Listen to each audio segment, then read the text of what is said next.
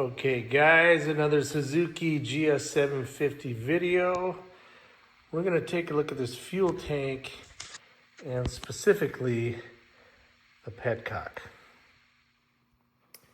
Okay, let's take a look at this fuel Petcock. I think I need to rebuild or replace this. Looks like it's a vacuum operated Petcock. And the reason I say that, I need to fix it. Ooh, it's super hard to move, and that doesn't feel right. So let's get this thing pulled out of here and get a better look at it. Well, there's a couple parts I'll need.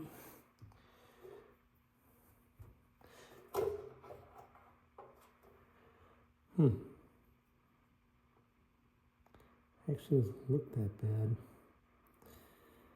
but clearly there's a couple of diaphragms in here,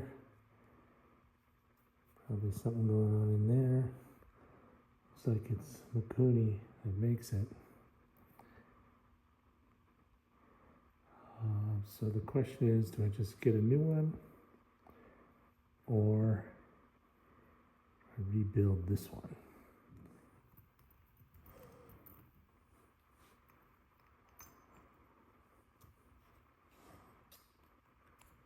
That O-ring is, well, it's not really an O-ring, is it? It's a wavy washer.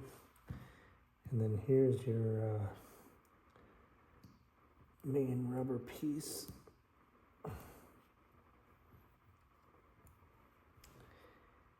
And there's some crud in here. Yeah, so we could clean this up and rebuild it. Oh, there's another O-ring down in here, it looks like.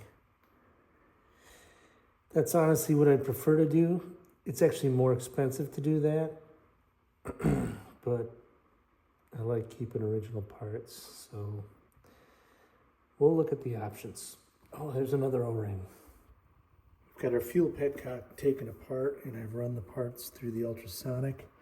The body of this Petcock is still quite grimy, so we are going to give it a little brushing with our Dremel tool, and then we're going to put it back in for another soak.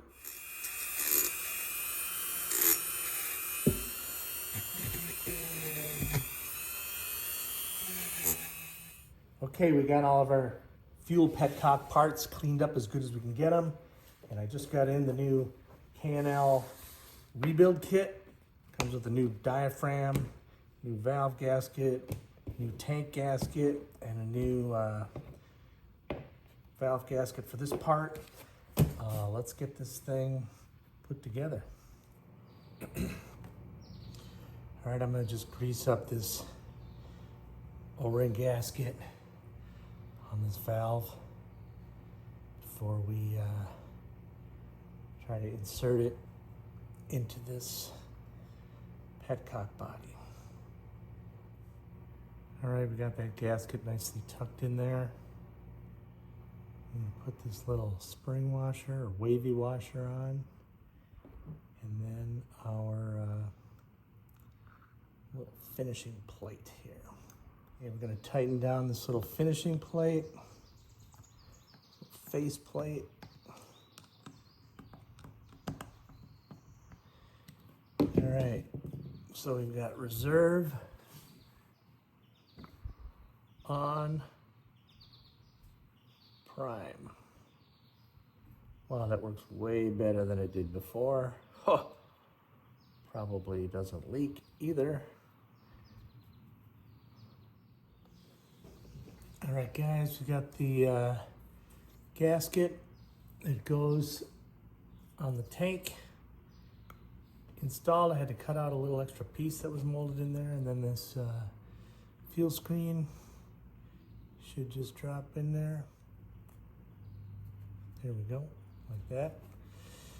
Now we've got a fully rebuilt vintage Suzuki fuel Petcock.